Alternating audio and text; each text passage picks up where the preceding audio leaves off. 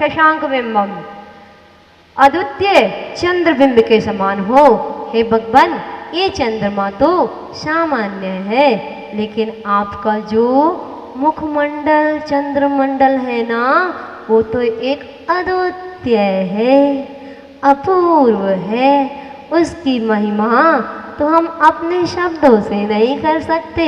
हे भगवान, आपके केवल ज्ञान की महिमा तो देव भी नहीं कर पाते। वो देवों के जो गुरु बृहस्पति हैं, वे भी असमर्थ हैं। हे भगवान, जब सर्वार्थ सिद्धि के देव इतना अगाध ज्ञान होने के साथ जहाँ 33 सागर तक एक चर्चा दोबारा नहीं आती है, 33 सागर तक ऐसी धर्म चर्चाएं होती हैं, जब वह भी आपके गुणों की महिमा नहीं गा सकते, तो फिर मैं आपका गुणगान कैसे गा सकता हूँ। हे भगवान, आपका चंद्रमंडल अद्वितीय मंडल ऐसा लगता है प्रभु, मैं देखता रहूं, निहारता रहूं। हे भगवान, संसार में और कुछ दिखता ही नहीं है। ये सब कोठी, बंगला, मकान, दुकान, ये सब फीके हैं आपके केवल ज्ञान के चंद्रमा के सामने। हे भगवान, जब आपके नाम लेने में इतनी शक्ति है, तो उस केवल ज्ञान में कितनी शक्ति होगी। हे भगवान, हमेशा उदित मोह अंधकार का नाश करने वाले और राहु को बादलों की त्रस्त करने वाला आपका जो मुख कमल तीनों लोकों में अपूर्व कांति के लिए चंद्रमंडल सा सुशोभित होता है, इसकी महिमा ही निराली है भगवान। और आप कैसे हैं? अनुपम है। आप तो केवल ज्ञान रूपी चंद्रमा है। आपके समूह शरण में तो सभी जीव बैठते हैं भगवान। जब आपकी दिव्य ध्वनि खिलती है तो सभी जीव वहाँ पर त्रियंच गति के जीव भी पहुँच जाते हैं, मनुष्य गति के जीव भी पहुँच जाते हैं, देव गति के जीव भी पहुँच जाते हैं। और उस केवल ज्ञान के अंदर ऐसा अतिशय होता है कि सिंह और गाय एक ही घाट पर पानी पीते हैं। हे भगवान, बैर विरोध मिट जाता है।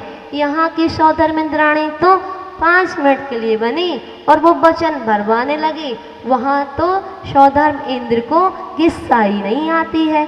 वहाँ तो उनके रोम रोम में ऐसा आनंद बरसता है, ऐसा आनंद बरसता है।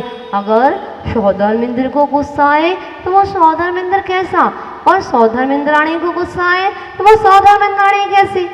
अब तुम काम गलत करोगे तो नाराज किस पड़ोसी पे होंगे क्या सौधर्मेंद्र है? हाँ, आप सोचो तो सही। जब इसने आपके प्रति रहता है तो गुस्सा किसके प्रति रहेगा? गुस्सा भी आपके प्रति रहेगा। तो उस गुस्सा को गुस्सा नहीं मानना, वो तो सौधर्मेंद्र का स्नेह है, स्नेह। तो कभी भी सौधर्मेंद्र को तो गुस्सा ही नहीं आता। और जब उसके हाथ में तीर्थंकर वाला खा जाए, जब तीर्थंकर वाला खा जाए तो सारी दुनिया एक तरफ और वो तीर्थंकर वाला के एक तरफ। और जो तीर्थंकर वाला को हाथ में लेते ही उसको जो आनंद की अनुभूति होती है, उस समय तो उनने कह दिया, ले लो क्रेडिट कार्ड, ले लो बंगला, ले लो गाड़ी। और जैसे ही जेवर उतरे, कहाँ है मेरा मोबाइल, कहाँ है मेरे पैंट का सामान, वो सारा सामान वापस आता है। वो तो एक अति से तीर्थंकर बालक के समय ही रहता है, समय ही रहता है। जो सारी वैभव ले लो, सारी चीज ले लो, मुझे एक बार उस तीर्थंकर बालक के दर्शन करा दो। और जैसे ही वो तीर्थंकर बालक हाथ में आते हैं, वो कोई साधारण बालक नहीं होते। वो तीर्थंकर बालक, वो 3 ज्ञान के धारी, जन्म से ही जैसे ही हाथ में लेते हैं और 2 आंखों से संतुष्टि नहीं होती उनको, सहस्र आंखें आंखें बनानी पड़ती है, तुमको भक्ति के लिए कहना पड़ता है। सौधर्म इंद्र हजारों रूप बना लेता है उनकी भक्ति करने के लिए, और इतना खो जाता है प्रभु की भक्ति में, इतना खो जाता है प्रभु की भक्ति में कि अब उसको संसार से कोई भी चीज उसको लुभा नहीं पाती। स्वर्ग के देव भी उसको झुकते हैं उनके सामने, लेकिन तीर्थंकर बालक के लिए वह सौधर्म इंद्राणी के सामने झुक जाते हैं। वो सौधर्म इंद्राणी को नहीं झुक रहे हैं। तुम सोचो तुम बड़ी अंदर अंदर खुश हो कि आज तो घुटने टेक लिए सब, अभी तक तो हम ही घुटने टेकते थे, आज सबके सामने घुटने टेक लिए, अब पता चलेगा।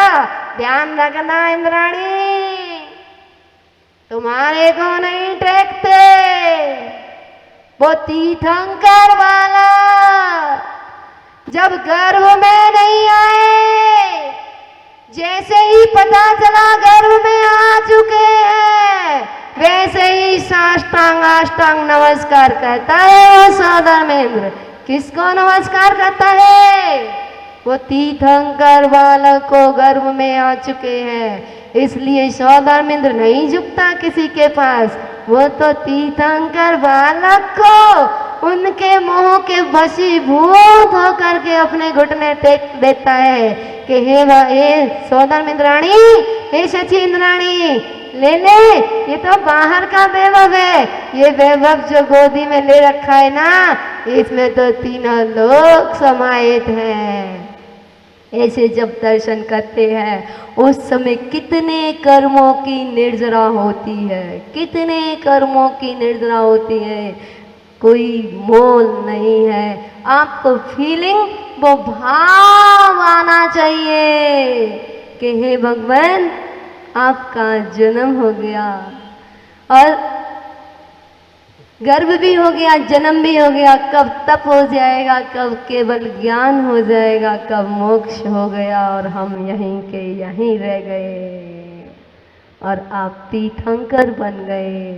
हे भगवान, आपका जो भूत था वो हमारा वर्तमान है और जो आपका वर्तमान है वो हमारा भविष्य है। ऐसा जब भगवान की भक्ति में लीन हो जाते हैं, कल भी बताया था ना कि आपको सूर्य की उपमा, आपके सामने सूर्य भी फीका है, चंद्रमा भी फीका है, ये सारी बाह्य उपमा देते हैं, ये सब फीकी है।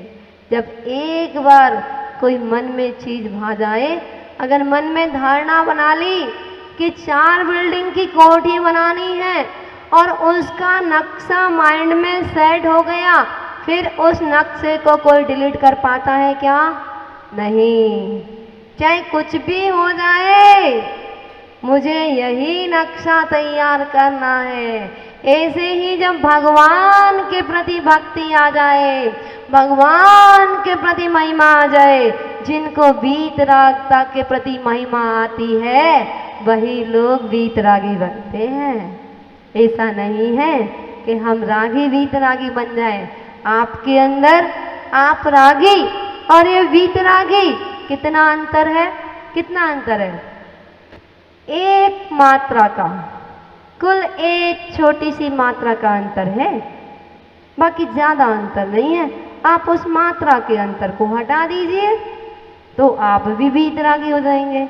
बताओ कौन सा अंतर है? पता है क्या? नहीं पता। आप वितरागी हैं और वो वीतरागी है।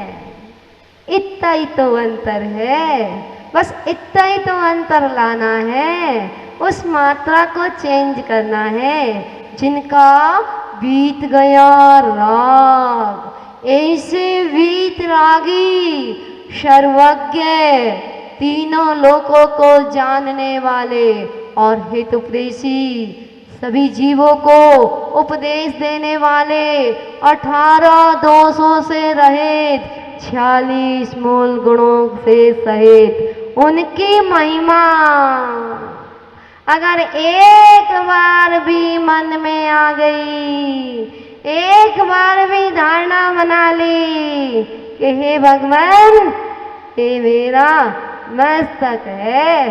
प्रभु ये हर जगह नहीं झुकता है, ये जहाँ वीतरागता, सर्वज्ञता, हितोपदेशीपना झलकता है, ये वही नतमस्तक होता है, ये अन्य जगह नहीं। ये मेरा मस्तक है, कोई श्रीफल नहीं है जहाँ लिया और फोड़ दिया, नहीं। ये सच्चे देव शास्त्र गुरु के सानिध्य में ही झुकता है, ये अन्य कहीं नहीं झुकता है। जैसे जैसी महिमा आएगी, जैसी जैसी महिमा आएगी, जैसे आपके घर में कई सालों बाद पुत्र की विवाह हुआ हो या पुत्र रत्न की प्राप्ति हो, 10-20 साल बाद पुत्र रत्न की प्राप्ति हो, आप कैसे अंदर से गदगद होते हैं, महिमा आप कितने खुश होते हैं। ऐसी महिमा जिस दिन प्रभु की वीतरागता से आ जाएगी, उस दिन आपको छोटी मोटी चीजें मांगना नहीं पड़ेंगी, अपने आप माला माल हो जाओगे। प्रभु का जो भक्त होता है वो अपने आप माला माल हो जाता है। प्रभु की भक्ति करने से इतना पुण्य का संचय होता है, इतना पुण्य का संचय होता है। जब सिंह और गाय का जब वैर विरोध खत्म हो जाता है भगवान के समोसरण में, तो सौधर्म इंद्र और सौधर्म इंद्राणी के भी परिणाम चेंज हो जाते हैं बालक तीर्थंकर को खिलाने से। ऐसी महिमा आना चाहिए, ऐसी महिमा, और आपके अंदर एक अलग आनंद की अनुभूति होना चाहिए कि जिसे आज मुझे सब कुछ मिल गया। ऐसी महिमा प्रभु उन आचार्य मानतंग स्वामी जी के अंदर आती है। हे भगवान, हे भगवान, आपके गुण इतने सुंदर, इतने सुंदर। हे भगवान, आपके गुणों के सिवा मुझे कुछ नहीं दिखाई देता। देखो, जब वो गुणों में लीन थे तो उनको कारागृह नहीं दिखाई दे रहा था, उनको 48 ताले नहीं दिखाई दे रहे थे। ये 48 ताले, ये कारागृह तो हम लोगों को दिखाई दे रहे हैं, इसलिए तो हमारे ताले नहीं खुल रहे।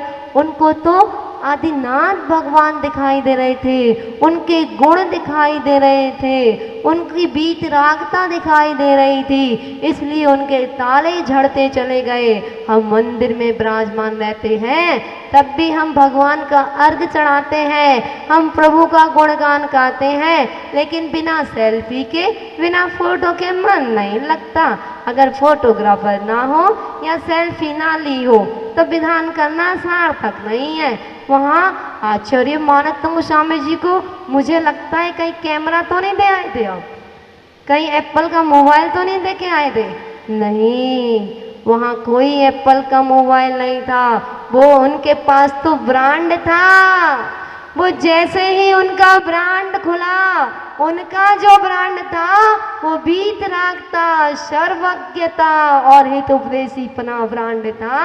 और जैसे ही उस मोबाइल को खोलते, पहले काव्य को खोला तो महिमा, दूसरी ऐप को खोला, उनके मोबाइल में तो 48 ऐप थी, और एक ऐप को खोलते थे तो खजाना का खजाना निकलता था।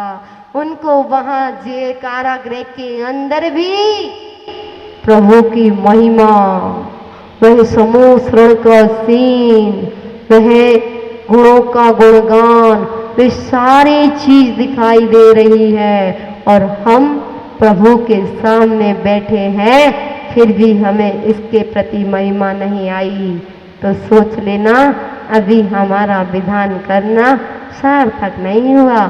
इसलिए एक एक छंद को पढ़ते हुए, एक एक काव्य को पढ़ते हुए, उसमें क्या लिखा है उसमें भाव विभोर हो जाना, तभी कर्मों की निर्जरा होती है। आचार्य मानतंग स्वामी जी प्रभु के गुणों में भाव विभोर हो गए थे, आनंद की अनुभूति ले रहे थे, इसलिए उनके ताले टूट गए